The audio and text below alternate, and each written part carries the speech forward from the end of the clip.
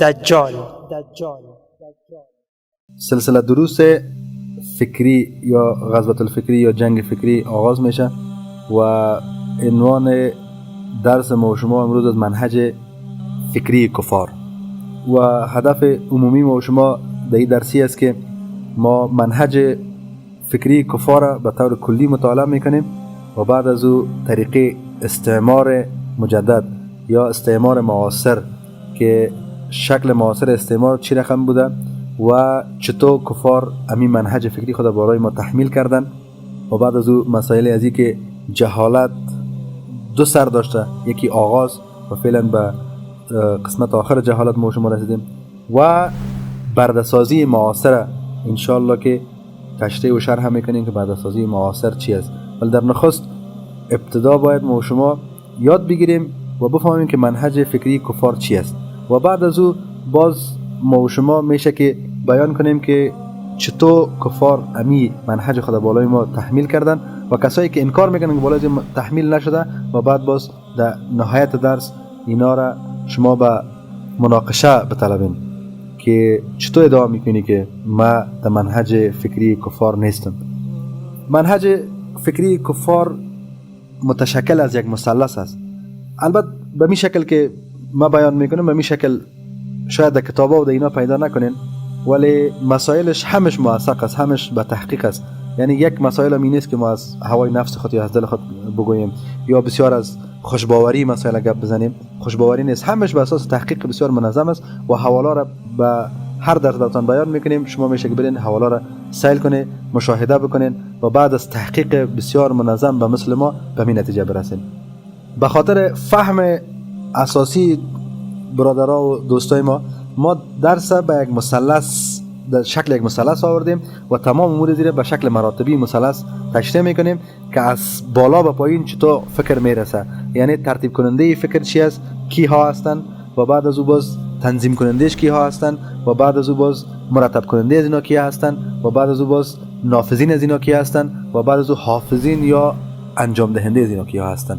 یعنی به این شکل از بالا به پایین شروع میشه تشریح و از پایین به بالا عمل میشه، یعنی از بالا اینا مسائل جور میشه و پایین عمل میشه.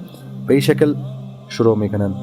منهج فکری کفار که از سه اصل شروع میشه و اصل اول از یا به اصطلاح انگلیسی ایلوژن یا اگر ما شما رو ترجمه کنیم به نام وهم ترجمه میشه و تمام مسائل حربی کفار که از وهم شروع میشه.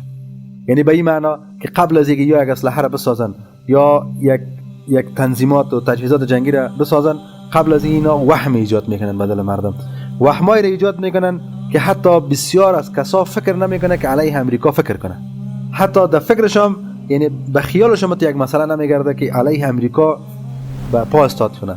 به خاطر چی؟ به خاطر از اینکه از طریق رسانه های خود، از طریق کنفرانس ها، از طریق نوشته ها، از طریق حتی کارتون ها، از طریق فیلم ها یک وهم کلی در فکر مردم ایجاد کردن که حتی قوه تفکر از مردم گرفته که مردم فکر کنه و به شکل بگوییم که مردم کاملا به خواب مغناطیسی برده مردم در قسمت از این که علیه امریکا کس قطع علم کردن نمیتونه، قطعا هیچ امکان نداره این مسئله. به چی دلیل؟ مثلا وهم در دل مردم ایجاد کردن که اگر شما به کو برین و در مغاره کو و مغاره حتی اگر به شکل زیگزاگ باشه، 5 زیگزاگ هم باشه، در زیگزاگ ششم هم تو باشی، باز میزایل امریکا پشت تو میاد. دوم دیگه در هیچ نقطه مکان دنیا تو مسئول نیستی، در هر قسمت مکان دنیا که تو باشی امریکا تو را از طریق طیارهای بی سرنشین یا درون خود یا از طریق کامراهای خود تو را میبینه و بالای تو میزایل یا از موشک استفاده میکنه و یا به این شکل است که در هیچ قسمت دنیا تو از تلفن یا از حتی قلم از هیچ استفاده کنه نمیتونی، بخاطر از اینکه در بین از پنتاگون یا وزارت دفاع امریکا با تمام مثل CIA و FBI اینا به شکل از اشکال تمام دنیا را تحت کنترل خود آوردن و این می وهم است که بسیار مسلمانان در کل منکر جهاد شدن، بسیار از جهاد تحریف کردن، جهاد به جد و جهد خلاصه کردن، بسیار کسا حتی نام بلند کردن نمیتونن از جهاد و در یک منطقه درباره جهاد دعوت کردن نمیتونن، منبرها همه خالی از امور جهاد شده. دلیل چی است که وهم دل مردم انداختگی است و این وهم که است یک جنگ فکری است پیش از اینکه یک جنگ حقیقی باشه. دوم دیگه مسئله بحث دومشان که شروع میشه از دسپشن یا فریب شروع میشه و فریب تمام جنبه‌های اقتصادی غرب در کل و امریکا را در خصوص به خود جاگزین میکنه. یعنی به این معنا که امریکا و غرب هیچگاه به این مفکوره نمیه که من از شما منابع طبیعیتان میبرم، من از شما زیربناهایتان میبرم، یا من از شما منابعتان تصرف خود میارم و اینا به ناحق از پیش شما میبرم، ولی بلکه به یک فریب میایه. ما بازسازی اقتصادی برای کشور شما میکنیم، ما با شما مکتب جور میکنیم، ما با شما زیربنا جور میکنیم، ما با شما حکومتداری منظم برای شما جور میکنیم، ما با شما نظامداری را یاد میدیم، مثل که بالای افغانستان آمدن. و بعد از او وقتی که بایمی فریب ها داخل یک کشور شدن و بعد از او باز منابع طبیعی کشور که بردن، باز از این کشور اینا میرن یا به شکلی که یک فضا را قسم جور میکنن که یک گروه مردم علیه خود استاد میکنن، باز گروه مردم امروز یک جنگ کوتاه کنه یا نکنه و بعد از او با تمام منابع خود میرن و بعد از او مقروضیم که کشور کردن او را با جای خود میگذارن. دوم طریقه فریبشان به این است که قبل از اینکه به یک کشور بیان و کشور اول مقروض میکنن. یعنی اول مثلا گیریم که یک کشور مثل افغانستان است، در کشور افغانستان منابع طبیعی بسیار زیاد است، بعضش 1 میلیارد دلار منابع طبیعی است. مستقیما امریکا بالای منابع طبیعی حمله نمیکنه، اول از طریق بانک جهانی داخل عمل میشه. بانک جهانی قرضه ها را به این کشور میده. وقتی قرضه ها از طریق بانک جهانی به این کشور آمد، این کشور داخل معاهده میشه. وقتی که مقروض شد، باز داخل جدال ها و مناقشه ها میشه و از این طلب قرضش میشه که پس قرضه را باز استاب کنه یا بس قرضه را باید باز پرداخت کنه. ولی چون این کشور توانمندی قرض دادن نداره، باز داخل اقتصاد معاهده ها میشه. وقتی که داخل معاهده ها شد، بعد از او باز به شکل ملکی، به شکل UN و به شکل دفتر بانک جهانی و به شکل USAID و به این اشکال داخل این کشور میشه. یک بار داخل این کشور که شد، بعد از او باز نیروهای نظامی خود داخل میکنه، باز او بیسای خود میسازه و اصل هدفش بوده که به خاطر رفاه اقتصادی آمده ولی به خاطر بربادی اقتصادی هست و پس برباد کرده اقتصاد میره.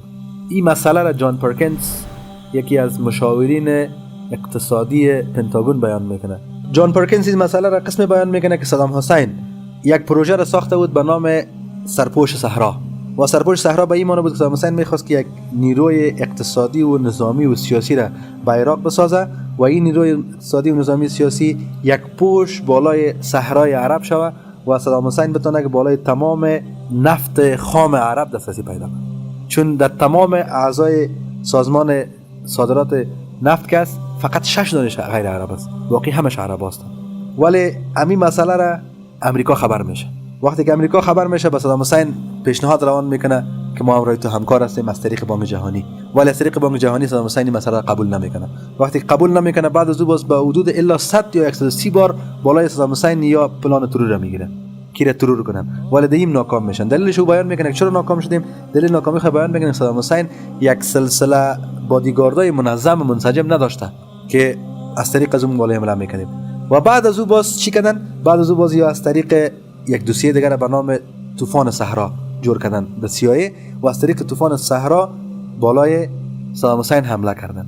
این جنگ اقتصادی فریبی بود که ایالات متحده امریکا در خصوص و غرب در کل که اینا را به نام صهیونیستا یا در انگلیسی به نام زاینیسم بیان میکنن، اینا هستن. حال شما سعی کنین که جنگ سیاسی ازی به سر توطئه چطور است. اصل هدف ما بیان کردیم که جنگ اقتصادی بود بالای صدام حسین و عراق، ولی را چه قسم توطئه کردن، سیاستش چطور تغییر دادن و چطور ایره بین مردم توجیه کردن این عمل خود. ایره از توطئه استفاده کردن. توطئه به چی استفاده کردن که گویا صدام حسین یک شخصی است که از سلاح کشتار جمعی یا اتم استفاده میکنه و این ضد بشریت است و به این خاطر امریکا، ایالات متحده امریکا و غرب مسئولیت داره که جهان از شر اسلحه های کشتار جمعی نجات بده. به این شکل امریکا به ذهن مردم، توده های مردم جهان، صدام حسین و حکومتش یک سرزمین معرفی میکنه که اینا ضد بشریت هستن و سلاح هسته‌ای دارن و تمام مردم این مسئله از طریق رسانه ها قبول کردن. وقتی که قبول کردن، باز ناتو و اساف بالای عراق حمله کرد. وقتی که بالای عراق حمله کرد، 1 میلیون نفر کشته شد. بعد از کشتن 1 میلیون نفر چقدر اطلاعها و چقدر مسائل عراق به غارت برده شد و بالاخره باز آمدن میگن که ما متاسف هستیم، اشتباه کرده بودیم و با یک اشتباه و معذرت خواهی خون 1 میلیون نفر اینا میخواین که جبران کنن. و یک مسئله است که یعنی هر کسی که حداقل یک کمک وریم تفکر بکنه این مسئله رو میفهمه ولی مسائل در کی بود که این رابطه را در کل ما برای شما بیان کردم.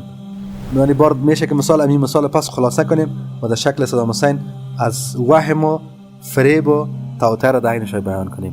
مسئله اولی بود که کل دنیا از امریکا وهم داشتن، میترسیدن. به این دلیل بسته عرب در مقابل امریکا با همکاری صدام حسین استاد نشد. با وجودی که یا حزب بعاثی داشتن، حزب بعاثی فعال بود و تمام عرب امروی صدام حسین در حزب بعاثی با هم به حساب برادری عربی اعلان میکردن، ولی این مسئله ترک شد نشد. و بعد از او امریکا به خاطر ای که منابع اقتصادی دنیا را که تیل و نفت خام است به دست بیاره و توسط تیل نفت خام دلار را پشتوانه بده، بالای عراق حمله کرد و بعد از اون نام ظلمان سلاح هستوی. پس اینمی عین منهج فکری، اینمی سه مثلثی که تشکیل میشه و اینمی سه اصل، اینمی تشکیل دهنده منهج کلی فکر غرب در عموم و امریکا در خصوص است. و به این خاطر جدار مثلث اینمی سه گپ تشکیل میده. در درون مثلث باز اینا تقسیم بندی کردن و کل جهان به 6 بخشی تقسیم کردن: به عوام و به خواص و به منابع و به مالی و به سیاسی و به کسای کنترل کننده ها که اینا کنترل کننده ها هستند. پس اینا ترتیبی که عوام باید برده شوند و مفکوره از اینا باید سلب شود و از اینا حس آزادی گرفته شود و اینا به یک کارمند مبدل شوند. و یک هدف دیگه اینجا است که اینا الفاظ تغییر میدن. مثلا نام برده را کارمند ماندن، الان که کارمند برده است ولی اینا نامش چی ماندن؟ کارمند ماندن. در حقیقت عوام مردم اینا به نام فالک یا به نام رمه میشناسن و رمه را حیثیت رمه و اکثر مردم پیشنده چی است؟ کارمند. و حقیقت کارمند یعنی چی مانا؟ یعنی غلام، یعنی برده. و چطور به اینا یک ترتیب جور کردن که از تولد الی فوت برای خودت برنامه ساختگی است و در اون برنامه شروع میشی، مثل خط سیر واره زندگی میکنی و پس فوت میکنی، باز پس این شکل شروع میشه. طفل که تولد میشه، از نقطه تولد اینا برش برنامه دارن. تولد که میشه به شیرخوارگاه میبرن، باز از شیرخوارگاه بازیر به کودکستان میبرن، باز کودکستان بازیر در کجا میبرن؟ به مکتب. وقتی که مکتب خلاص شوه از مکتب بازو بازیر کار میتن یا در فابریکا، من حیث یک پرزه ماشین در فابریکا از این چی میکنن؟ استفاده میکنن. و وقتی که داخل کار که شد، باز داخل کار بالای از این مالیه را وضع میکنن. وقتی که مالیه بالای از این وضع شد، باز قسمتی که خواهشات از زیاد از خواهشاتش بلند بردن. چون فلسفه اساسی کپیتالیسم یا سرمایه‌داری به این است که ازدیاد تقاضا و خواهش از بین مردم چی میکنن؟ زیاد میکنن و از طرف دیگه منابع را بین مردم چی میکنن؟ قحط میکنن. این شخص در بین کثرت خواهش و قحطی منابع قرار داره. در این حالت مالیه پرداختن بالای از این وزمین است و کفایت نمیکنه منابعش. پس این شخص چون خواهشش زیاد است و منابعش کم است، یک تعداد خواهشای خود باید مرفوع کنه، این اقدام میکنه به قرض. و قبل اداره قرضه ها باز است، قرضه های کوچک، قرضه های متوسط، قرضه های بزرگ، بانک ها همش وجود داره. و اگر واقعیت بگوییم تقریبا الا 96% سیستم اقتصادی کپیتالیسم بالای سود میچرخه یا سرمایه داری. سود اگر از کپیتالیسم شما دور کنین، سرمایه داری قطعا وجود نداره. وقتی که این شخص مثلا اگر شما متوجه بوده باشین، سعی کنین مثلا قرضه های کوچک، به خاطر مصارف کوچکتان قرضه هست، مایکرو فایننس نامش است. بعضو قرضه ها به خاطر خرید خانه، قرضه ها به خاطر خرید موتر، قرضه ها به خاطر خرید موبایل. به طور اوسط برای شما بگویم در اروپا و امریکا حتی موبایلی که یک نفر خریده به قرض است، این شخص مقروض است. ولی به کشورهای مثل پاکستان که است، موتر هم فعلا به قرض خریدگی شده. یعنی اکثر در کشورهای مثل افغانستان که است، خانه به قرض خریده شده. این به این معنا که روزمره ای آدم که کار میکنه، همین شخصی که کار میکنه، کار روزمرهش فقط به خاطر خوردنش کفایت میکنه، باقی تمام امور از این کس به قرض است. پس این شخص به اصطلاح عام و شما تا ببینی به قرض گور است. وقتی که مقروض شد، استقلالیت به شکل کلی از دست داد و این برده شد. پس به دو شکل است، اولی که خودش مقروض از برده است و دوم میگه تمام نظام اقتصادی غرب بالای از این میچرخه، چون تمام روز این فعالیت میکنه و کار میکنه تا که باز قرضه را بده. ولی به می جریان مقروض بودن و کار کردن این تقاوت میکنه؟ یا فوت میکنه و قرضی از انتقال میکنه به نسل بعدش و به می شکل از تولد الی تقاعد این جریان ادامه داره. و ما شما فکر کنیم که چند فیصد مردم نمیست؟ تمام کارمندای دولت افغانستان که شما حساب کنید، جمع تمام کارمندای فابریکا، جمع تمام مردم عام، الا 90% مردم همگی بینیمی دایره افتادگی هستند. تولد الی مرگ، تولد الی مرگ، تولد الی مرگ به می شکل جور هستند. و به این خاطر ذهنیت سازی هم است. طفل که در مکتب داخل میشه، اولین سوالی که ازی میکنن شما در آینده میخواین چی باشین؟ کدام نوع غلامی رو شما قبول میکنید؟ باز یک آینده خود تعیین میکنید. باز برای اینا فکراً درس داده میشه که شما سرنوشت خود به دست خود تعیین کنید. پس اینا به این کوشش میکنن که سرنوشت به دست خود تعیین کنن، یک کسب یاد میگیرن و به این کسب کل عمر به خدمت غرب و به خدمت استعمار قرار میگیرن و بالاخره در این مفکوره از بین میرن.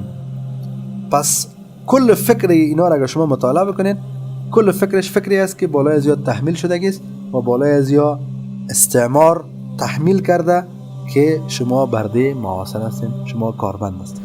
هدف ما دایی است که بعضی کسا اگر این مسئله بیان یعنی مناقشه میکنن که خیلی یعنی کار کردن غلط است. نه خیر، ما نمیم کار کردن غلط است، ولی آیا فقط به می پیدا شدیم؟ آیا دلیل خلقت فقط اینمی است به می شکل باشه؟ اگر میگن که نه، پس بر ما بگن که اینا در 24 سال زندگی خود چقدر وقت وقف اسلام و عبادت کرد؟ قطعا وقت نیست. مثال زندگی یک شخص اوسطه، یا در اروپا، امریکا، پاکستان، هر جای باشه براتون بیان میکنه. شخصی که امی که از خواب بیدار شوه برای برنامه است. یکی از خواب بیدار شوه باید آمادگی بگیره، باز آمادگی بیاد در دفتر به وظیفه. دفتر از 7:30 شروع میشه الا 5 بجه به دفتر است. تا 5 بجه که در دفتر باشه، اگه این قرضه گرفته باشه باز باید قرضه خود محاسبه کنه، پس بره سودش در بانک تحویل کنه و بعد از سود در بانک تحویل کرد باز یگان مسائل عمومی خانه خود انجام میده و بعد از مسائل خانه خود که انجام داد باز غذا میخوره باز خواب. و عین شکل ادامه داره، عین شکل ادامه داره الا روزای رخصتی. باز برنامه روزای رخصتی قبل از قبل گرفتگی است. یا اینا به چکر میرن، یا به پارک میرن، یا به دیسکو میرن، یا به بار میرن، یا به قمارخانه میرن و قبل از قبل برنامه شدگی است. یعنی اگر شما تحقیق کنین، طبق تحقیق دادیم الا 90% مردم زندگیشان عین چیز کل روزها. اصطلاح انگلیسیشون انگلیسا برش میگن same thing different day، یعنی عین چیز ولی روزا متفاوت و زندگی قبل از قبل برنامه‌ریزی شدگی است. پس یعنی حاصل در سوال ما این شد که منهج فکری کفار با 3 اصل که وهم و فریب و توطئه و بعد از او ترتیب برنامه به تمام مردم و بعد از او کنترل عوام. و در کنترل عوام گفتیم که از تولد الی تقاعد زندگی برنامه‌ریزی شدگی است و تولد به مکتب، مکتب به کار، کار به مالیه، مالیه به مقروض و مقروض بالاخره به تقاعد یا فوت و عین برنامه پس از نسل دیگه شروع میشه و قرضم ادامه پیدا میکنه. بارک الله لنا و لكم في القرآن العظیم و نفعنا و ایاکم بالآیات و ذکر الحکیم انه تعالی جواد کریم ملک بر الرب الرؤوف الرحیم.